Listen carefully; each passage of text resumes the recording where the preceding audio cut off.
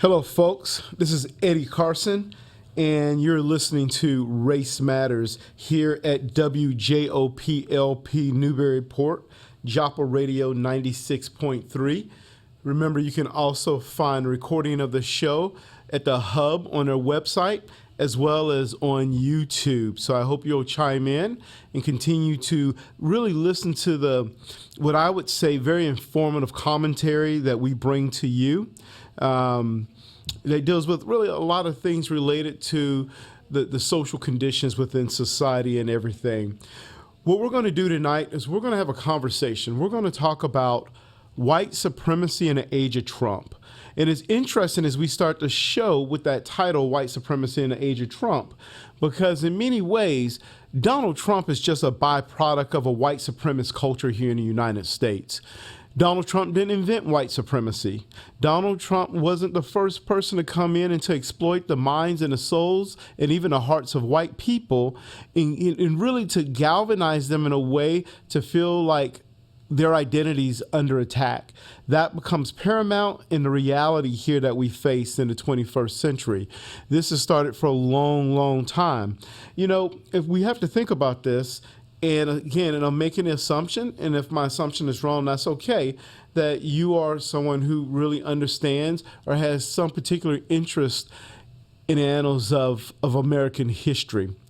You know, let's just go back just for a little bit. And this is not a history lesson, and that's not what I'm here to do. I'm here to challenge you and to make you think, because I'm at a crossroad, and I think a lot of folks are at a crossroad in terms of the particular trajectory of the United States and what does this country mean when we talk about this notion of freedom. We talk about democracy. We talk about some reality of racial reconciliation and progress and moving forward. And that's what I'm about. I'm about trying to find ways for us to create a conversation about the dynamics that exist that makes it so difficult for us to move forward.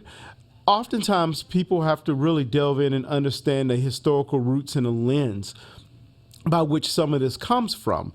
I mean, if we think about this even before the American Civil War, this was a place where we talk about who gets to fit into the club of being white and who decides, who makes the rules in terms of who is white. The Constitution was constructed, it was written by white people. It was written by white men. It was written by white men of a particular level of property. And they set the tone in many ways that continue to push and marginalize many of us. I can talk about a lot of different groups tonight, and that would be very, very difficult and complicated in some ways too. But what I want to do here is I want us to think about this just for a moment, right? We think back to Richard Hofstadter's book, in one of his books, this idea of American intellectualism, for example. Richard Hofstadter really delves into how the Constitution was constructed. And he talks about this in an essay titled Founding Fathers. In this essay, the late Richard Hofstadter, professor at the University of Wisconsin at Madison, talked about the fact that the U.S. Constitution was created by those who created mechanisms, oftentimes designed to protect the notion of elitism and property. But yet, in order to do that, that comes along the way with things such as thinking about what white identity is, who fits in. Black folks will not safely be able to vote in the United States until, the Voting Rights Act of 1965. And then after the Voting Rights Act of 1965, which again, essentially officially ended the second wave of slavery in which black people were enslaved, we come to this particular point where we're starting to look at the fact that black people are going to continue to struggle for justice. But yet, in struggling to find this notion and understanding of what justice is and what it means understanding white identity. Am I going to make some generalizations? I will. Absolutely. Am I talking about everyone? I'm not. I'm talking about systemic, structural, and institutional elements that really defines the United States. The reality is this: the United States is a white country. The United States is a country designed by white people to keep America white. And part of that is being under attack by the diversity of the country for a long period of time. Sure, you had the Irish, you had the Germans, you had the Italians, you had Eastern Europeans, such as the Italians, Greeks, Slavic folks who made their way over.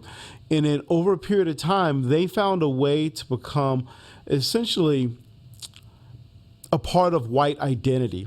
One of the reasons why people love Columbus Day, particularly Italians, is because it's another way of identifying with this notion of being American, which is assigned to elements of whiteness. For a long period of time, we know the Italians were not considered white. By 1947, that slowly started to change. Columbus started to become part of this national marker, especially in defining the identity of the United States. And so those things happen.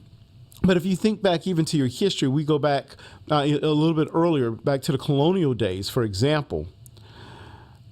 The Irish were brought over as slaves, and they were enslaved individuals, but not to the same extent as forced migration that took place that brought large numbers of black people to the United States to be enslaved. And even when slavery came to an end through the natural rate of fertility, as African-American population, a black enslaved population grew, one of the things that meant, of course, is the sense of trying to control a population. Well, how does that work? You convince folks who want to be white that they're white, but yet you have to show them folks who are no longer white. But what does that look like? See, for many people, they can't move beyond the fact that race is a social construct. Race is a social construct in a sense that we define what whiteness is. We define what race is. We create this idea that whiteness has its own identity. Under the guise of white supremacy, to be Caucasian has a certain belief. It follows a path of an ideological notion that is in place that has assigned value to whiteness. And that assigned value that comes along with whiteness means that there are people who no longer can fit that bill. And so we go back to the early colonial days, back when the Irish were really part of this notion of some sense of indentured labor, this fear of some type of interracial gathering coming together between blacks and Irish really created a stir, particularly in the colony of Virginia. And so what do? Well, you slowly emancipate them, and over a period of time, they become white, but yet you introduce another population, especially started in 1619. And this population, of course, being African Americans who were really relocated from Africa to Barbados and from Barbados to the Virginia colony. And then you create laws that remind people that there are black people and there are white people. Everything operates in this binary sphere, though we recognize that racially the world is not a racial binary whatsoever. But yet here in the United States, in many ways, it has become that. And it's become that because that's how you create this sense of hierarchy. There are those who belong, there are those who are superior, and there are those who are inferior. And over a period of time, we're conditioned and we're taught that. It's interesting. I'm reminded of Isabel Wilkerson's book, Caste. If you've never read Caste, it's a phenomenal read. And she delves into a number of things, going back to some of the colonial laws, for example, and the rulings that continue to manifest themselves up until the age of Jim Crow after the Civil War that subjugated black people to a status of being second class, if not third or fourth class citizens.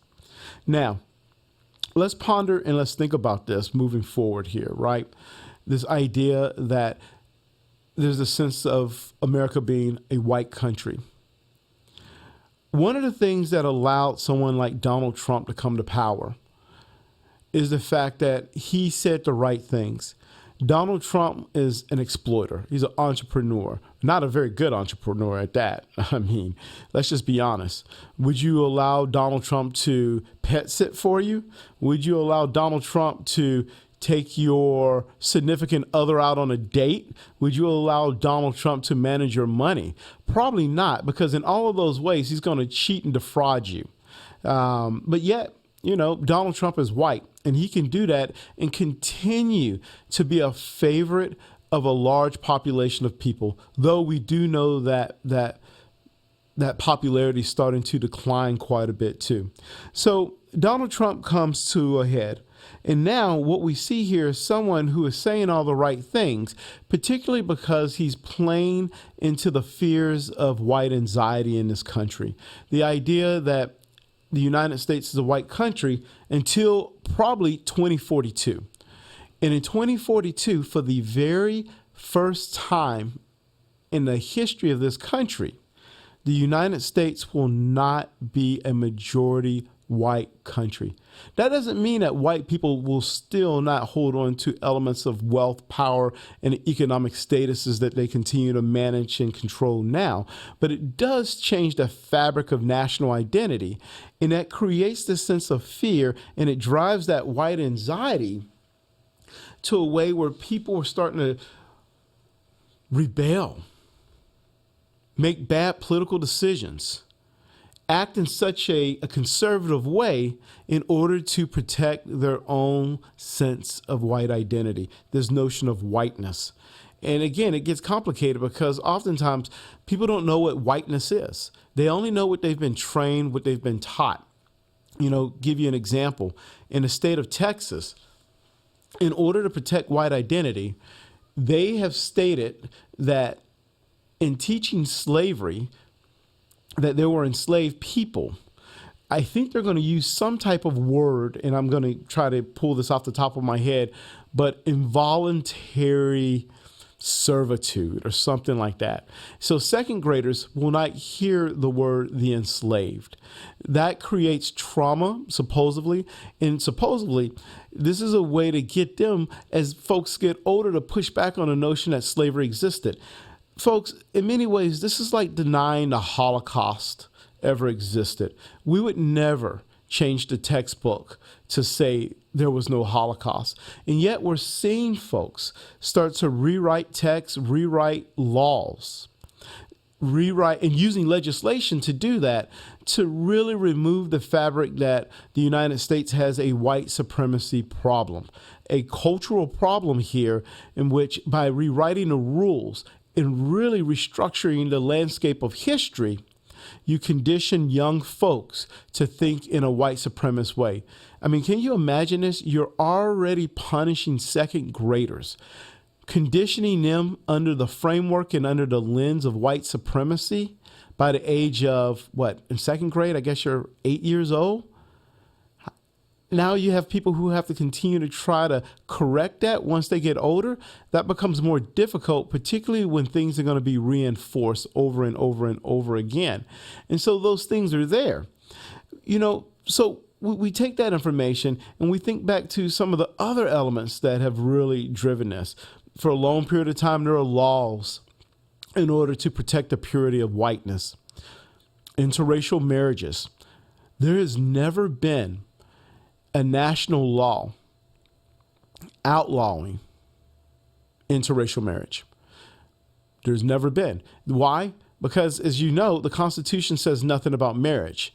That becomes a 10th Amendment issue. Thus, whatever is not stated in the Constitution remains to the states. And that being the case, I want to say roughly 41, 42 states in the United States put laws into place that outlawed interracial marriage. They saw this as a threat to the purity and to notions of whiteness. But it's interesting, too, when we think about whiteness in the age of Trump, because when we understand this framework this way, we understand the fact that by outlawing interracial marriage, by outlawing interracial sex, by outlawing interracial dating, interracial intimacy, you can protect whiteness. However, laws did not exist that protected white men from their assault on black women. laws did exist to punish black men, particularly who might have been engaged in other kind of relationships outside of their race. Those things are there, and they've been there for a long period of time. In my home state of Alabama, and this is interesting, in reflecting on Isabel Wilkerson's book, Caste, she reminds us that up until the year 2000, interracial marriage was really still against the law. Up until 2000. Now, like a lot of antiquated laws and stuff, those things were still on the books and everything, and they just hadn't been changed. But yet, statistically, a large number of people in the state of Alabama still disagreed with notions of interracial marriage. And that's just one state. And I'm picking on Alabama because that's where I'm from. That's my hood. And I get that. But we could probably point the finger at a lot of states in which this attitude among white people, not just whites, but particularly among white people, held true for a long period of time. And that became an interesting reality. Keeping folks to the margins, keeping them on the sideline. Yet, we usher in the 2008 election. Think about it. In the year 2000, an individual who has a fancy prep school, high school education, a fancy college and law school education, right? Runs to be president of the United States. This man is about as moderate as they become. And yet this fear of someone who was not fully white, this fear of someone who in many ways was biracial. Let me remind you, I'm talking about Barack Obama, and Barack Obama is the product of a black father and a white mother entered into the White House. Barack Obama comes in, and what's the first thing that we learn about the United States after this unbelievable election of the first person of color, a person who identifies as African American, who is 50% white, 50% black, sits into the Oval Office? We're reminded that he is really not American. He can't be American. Somehow he manipulated, he cheated his way into the Oval Office because he's not really a citizen. He's not a citizen. He's from Kenya. He doesn't have a birth certificate. He can't even prove that he's American. And of course, we all know that Barack Obama has a birth certificate. We all know that he is fully American. He is as American as anyone. But yet this notion that we would elect a man to office who is black, sitting in the most prominent seat in the history of this country, ushered in a level of darkness that white people are going to look at, and they're going to, this anxiety is going to kick in, this white fear that things are starting to change. Now, again, we do know that Barack Obama wouldn't have been elected had it not been for a lot of white people who supported him, who voted for him, who wanted to illustrate in many ways that, look, I'm not, right? People like to use that word, I am not racist, versus being anti-racist. So I voted for a black man to be in the Oval Office. We heard folks say things like, oh, we have someone who's going to be in the White House who's going to be, chucking and driving and doing all that kind of stuff. I guess he's going to be bringing his hood to the office, alluding to the fact that he's almost too gangster to be in the White House, listening to that coded language and thinking about that. That becomes the assigned element of Barack Obama. Those things started even before Donald Trump picked up the mantle to carry it forward to remind white people that Barack Obama's not really an American. Barack Obama is black, and we should fear the sense that he's black. You should worry about people like Barack Obama. You should worry about all of these immigrants coming in. You should worry about the changing dynamics. You should galvanize yourself to protect your whiteness. You should lock your white daughters up at home. Better yet, you should probably put them in some evangelical Christian school and make sure that they're protected from the likes of blackness. And not even just evangelical Christian schools, right?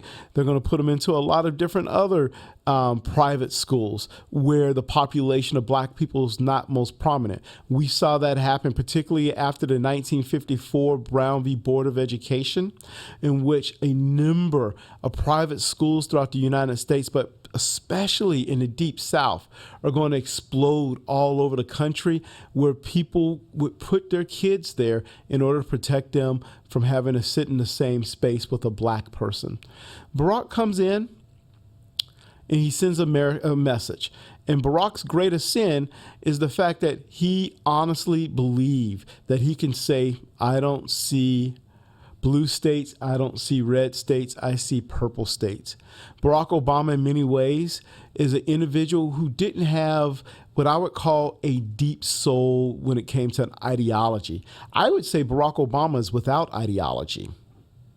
He was a compassionate individual, not perfect. I have some issues with him at times, but for the most part, he was really working hard to illustrate that America could be this one place. He avoided really delving into issues of race quite a bit. We know there are a number of issues dealing with police brutality and all kind of things that happened under his watch. And for the most part, Barack still wanted to tote the safe line by saying we can champion racial justice by recognizing that we are Americans first. We're Americans before we're black and we're white. But the reality is Americans don't see Democrats, Republicans, communists, socialists, any of that stuff. Americans see black and they see white. And thinking about black and thinking about white drives political decisions.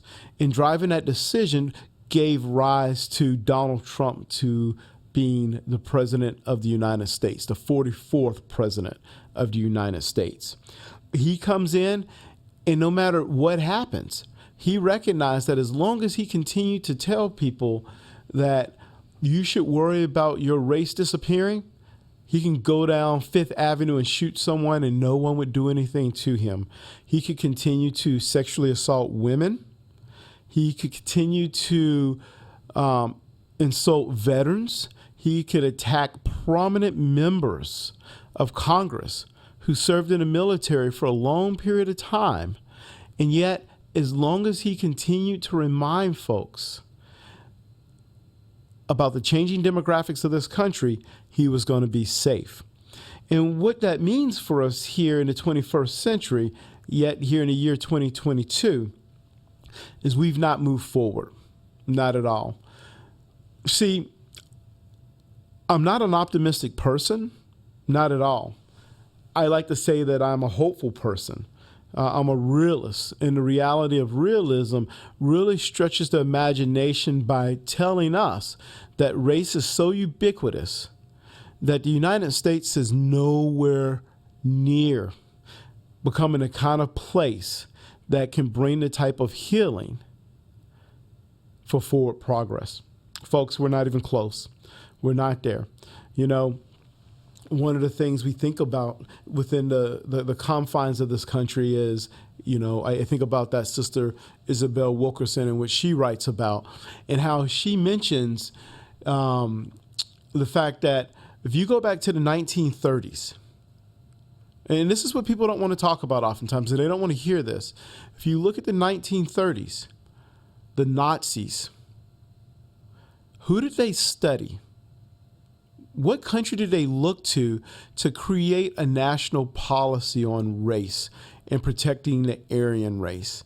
They looked to the United States. I believe it was in a year, I want to say it was in 1934, maybe 1935, where they got together and created the Nuremberg laws.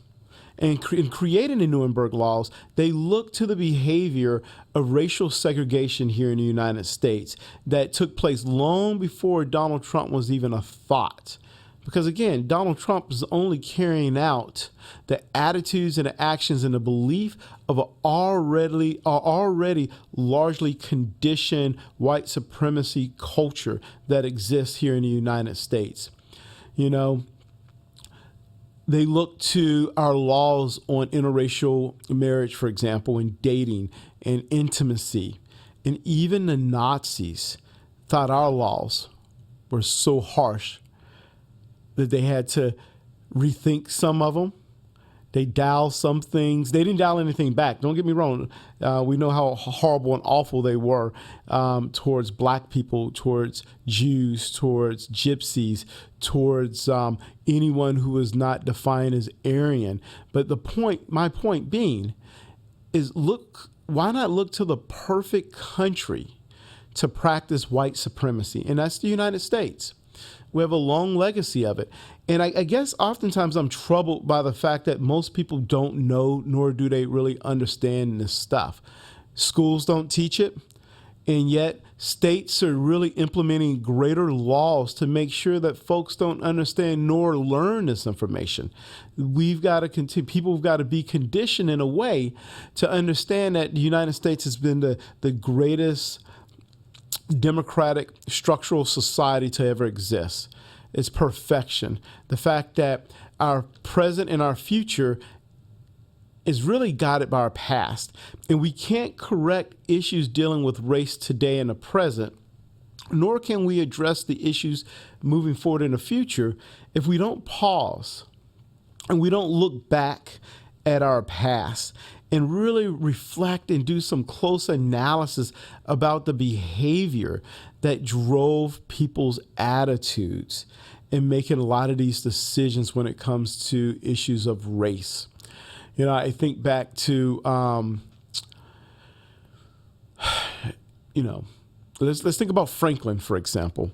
You know, even, we praise Ben Franklin. We praise all of the framers and founders of this country as being perfect individuals, although we're reminded that they were aware of the imperfection of their own document, that being the United States Constitution, that Franklin once worried about too many Germans and other Europeans coming into his colony of Pennsylvania, recognizing the fact that they're not really white enough. And what would happen to Pennsylvania if it becomes a mutt colony? See, these things have been there, but yet we don't talk nor think nor digest what race means here in the United States. I'm frequently heartbroken by not the actions that I see. I'd be disappointed every day. I guess a good example would be the recent march down in Boston. That's right, folks, and I'm sure you're aware of that. And if not, you need to go on YouTube and look for the march. There are roughly around 150 white supremacists who took to the streets in March, reminding folks that the United States is a white country, using that tactic as a way to recruit more people. And what was really frightening about seeing that march, and this was, I guess, probably about a week or so ago, is the fact that a lot of those folks were young people. We're not talking about 95-year-old folks who were living during the days of Jim Crow.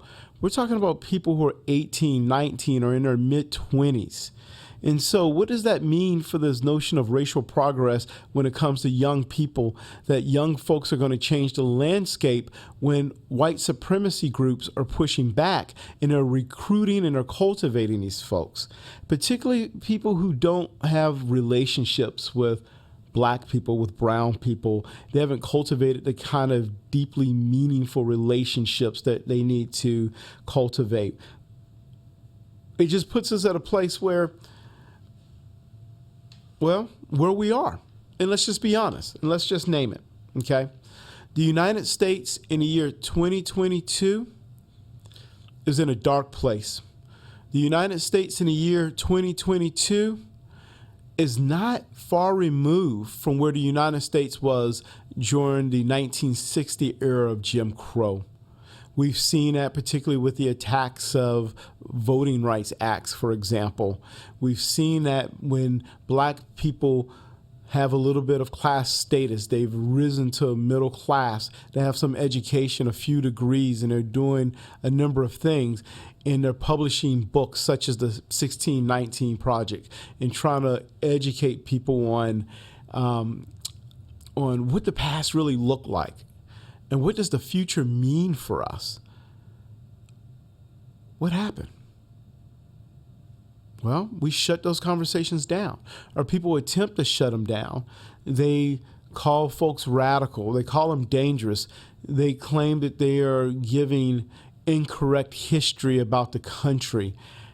See, I think that's people's own fault for not saying, wait, no. You can't engage in intellectual dialogue if I'm not reading these texts, if I'm not doing the research, and if I'm not exploring these things in many ways. The other day,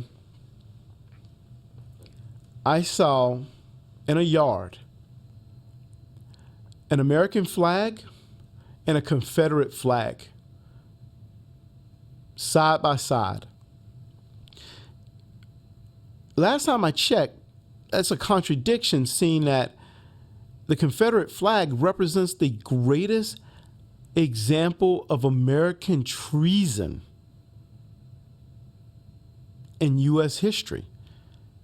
People deciding that we need a Confederate state in order to protect white supremacy. Moreover, this needs to be in place particularly in order to protect notions of whiteness. Those things can't happen unless we really talk about those things in a deeply meaningful way. And yet, I see signs and symbols beyond the Confederate flag every day that reminds me and reminds black and brown people that this is a white country, and it's a country that's moving to the right more and more and more every single day. I was sitting in a restaurant having dinner not too long ago, and an individual was wearing one of those "Let's Go Brandon" hats, right? And part of that, again, is a call galvanizing what I would call ideologically right-wing people to justify white identity. That's where we are. When you're in a country in 2022, here in the age of Trump, where black and brown people don't feel safe, this is not a country for all people. When I travel to rural parts of the country, I'm sure there's some fine folks there. I'm sure there are. I get nervous, sometimes a little scared. I have rules in place in order to protect me, in order to protect my family, in order to make sure that we're going to be okay. And those rules are in place because if we're driving into a rural area that feels hostile, we've got to be aware. And a lot of communities remind you that they are white communities. A lot of Trump signs all over the place. A lot of America First, Make America Great Again, lots of Confederate flags really being paraded in so many ways. Those things do exist. See, this is not going to be real popular with folks. Oh, Eddie, why are you being so political? This is not about being political. This is just about being honest. And this honesty really reflects the identity that you have, in my opinion, three populations of white people. You have an amazing group of white folks who have found a way to be anti-racist. They found a way to defy the reality of white supremacy, understanding that they had been conditioned in different ways to buy into a system that was created for them, but for no one else. I don't think that number is as high as people want to believe. And oftentimes, even with that population there, many of them become complacent. I'll put my Black Lives Matter sign out front. I've done my work. Whew, I'm good. I'm going to retreat for the rest of the day, and I'm going to do nothing else. That's what I'm going to do. My Black Lives Matter flags out there. I've done my work. I'm in good shape. I've done what I need to do to show my own social progress and the fact that I invite some semblance of social healing. I'll put some fancy bumper sticker on my car. I'll do all these liberal, hipster, cool things that people want to do because that's going to drive stuff while they sit on their couch and play on social media. And I'm not saying I have anything against social media, but everyone is a radical. Everyone's an activist. Everyone's an anti-racist when they're on social media. Everyone's outspoken. Everyone's doing all that stuff. And I'm not saying that folks shouldn't be in that position, but if that's all you're doing, you're not doing enough.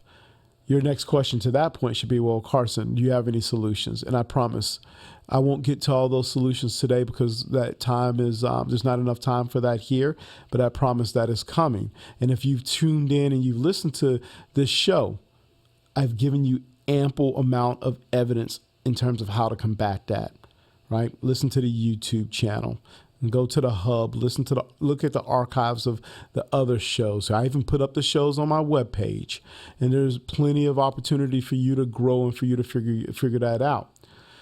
Then you have another category of white folks. These are white folks who are, I'm just a conservative person. I want to be left alone. I don't want to really think about this stuff. And I'm admitting to just not really caring. I'm going to vote this, do that, even if it hurts other people. And then you have the most dangerous group. Right. You have your fringe groups, the folks who are marching in Boston. But yet what happens, though, is when you have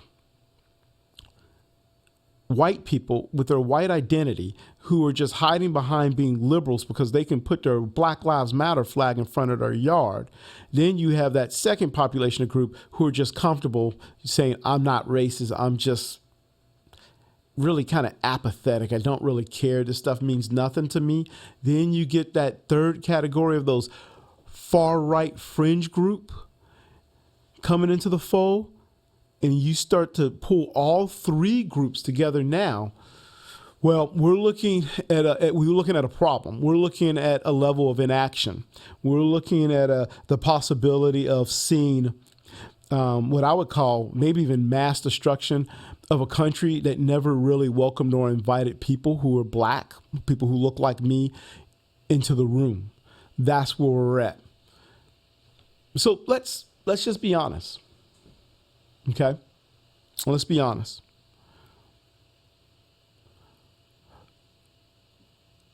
There's been no progress. My mother would disagree. I'm just going to say that awesome, wonderful black sister, she's been on this show. She would push back. She would say, I'm too young to understand this. I only have my books and my intellect and archives and all the things that I've read and I've done. Really too young to make that claim that we've seen no progress. So my own black mother, I'm going to say it right now, she would push back. But I'm going to say we've seen no real progress because, see, we're still fighting this battle where in the year 2022, I don't feel safe. I don't feel safe in Newburyport. No. See, where I get in trouble, folks, is when I get comfortable.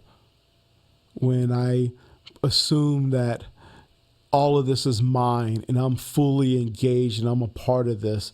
And so that leads to a belief of not looking over my shoulders. Not paying attention when I walk to my car, or not paying attention to how people are treating me or their attitudes or their beliefs. And the irony of that, right? And this is true, even here in Newburyport, great old liberal Newburyport, I'm quickly reminded that I'm a black man in America just by the way people look at me. Why? Because, see, even white liberals have been conditioned to the identity of whiteness. And this identity of whiteness is what gave rise to Donald Trump. Playing off the extreme folks, and the extreme folks are those people who march down Boston, or that second category of people, the apathetic, complacent people, right? Who vote politically for injustice. They vote to defy radical love. They vote to break my heart, folks. They vote to remind me, did you know what you are, boy? That's right. You're a boy. You're just another boy.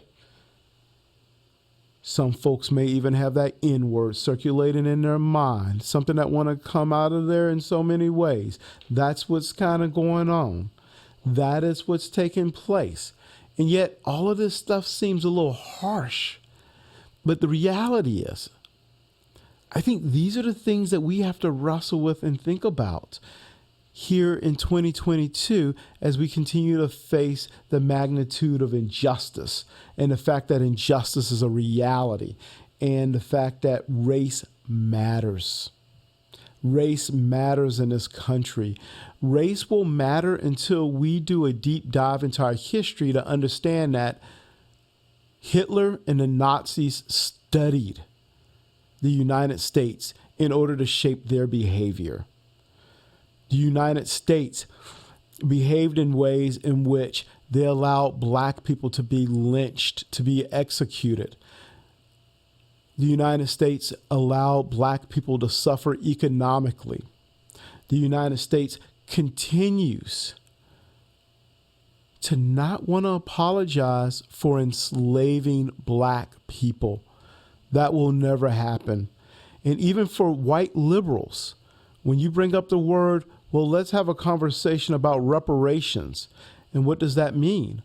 Even white liberals, folks, get nervous and they step back and they say, we should just move forward. Enslaving people was a thing of the past, and we don't need to respond to that. You know, my last episode was dealing with Juneteenth, and I remember thinking about how my heart felt broken a little bit when I got on a highway. I guess it was on July 3rd, and there was so much traffic that I was going a few exits down. So what would normally take me 10 minutes probably took me something like, I don't know, maybe 30 minutes, 35 minutes, because everyone packed their cars. They were going to go to their own 4th of July Jubilee and embrace that. Whereas I could have done 100 miles per hour down the freeway during the weekend of Juneteenth. Because Juneteenth is not something that people are going to embrace and recognize. Much like in many ways, folks even struggled trying to accept Martin Luther King Jr.'s holiday. Yep, even Ronald Reagan, who signed it, was reluctant to sign it into a federal holiday because honoring the great king is another reminder of the encroachment among the notion of whiteness that has perpetrated and driven the narrative of this country for so long, people. I think those are the things that we have to wrestle with. You know, I mean, let's go back to Obama. Let's take someone like Barack Obama. Not perfect as a president. Did a lot of great things. But let's take a young Barack Obama or someone who behaves like Barack, who has all of the perfect education and all of these things. Remember now, Barack was raised by his white family. And he comes to the door.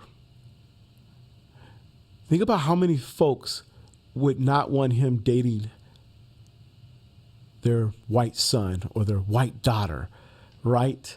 Saying that that's a threat and that's a jeopardy to white purity. Now imagine taking someone like me who speaks a lot of truth, who's very direct, who's very honest, but who's super black. Folks, and I make no mistake, I'm unapologetically black. If people feared Barack Obama, I can't imagine the level of fear people must have of me, because that fear must be real. Barack Obama. I mean, just go back and think about it.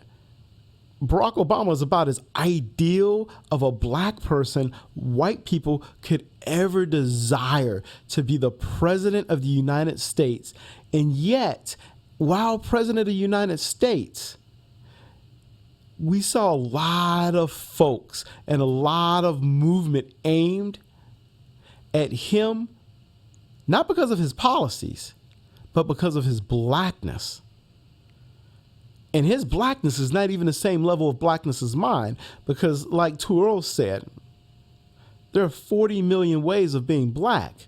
And Barack and I are definitely on different levels and different spectrums of blackness when it comes to this issue.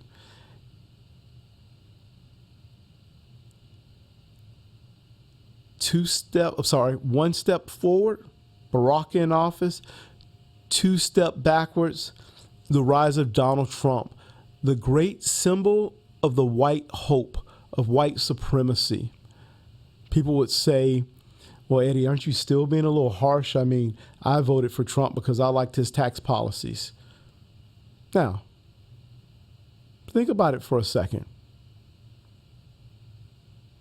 Did his tax policies really help you out that much?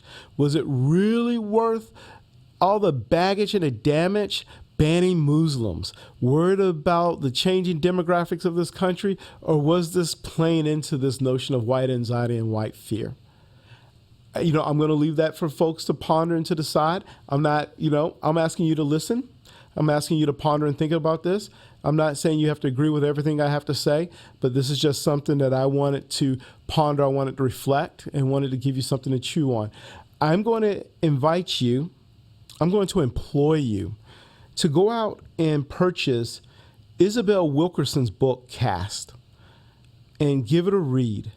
And I can give you a list of books, right, that folks need to read. But start that own education into the notion of American history and American identity. Because I'm going to tell you, there is no moving forward until we can really understand our past behavior and past conditions, address those in an informed way, then start correcting things here in the present and moving forward in the future. I get it. I'm a historian, but I'm a historian because the past informs my present and my future decision making, and I am a highly informed person, people. All of my decisions are calculated. I think clearly, logically, wisely on the things that I do, which is one of the reasons why when I travel into some communities, I'm afraid. So what does that say about America? That I'm afraid as a middle-aged man, as a middle-class, educated, law-abiding person, that I'm afraid. Probably because I'm black. And that's the only conclusion that I can come to. Folks, I appreciate you joining me here at WJOPLP, Newburyport. I'm here at Joppa Radio 96.3, really just kind of sharing a little bit of commentary and giving you some insightful things to ponder and to think about. I hope you'll be well, and I will see you next episode. Take care.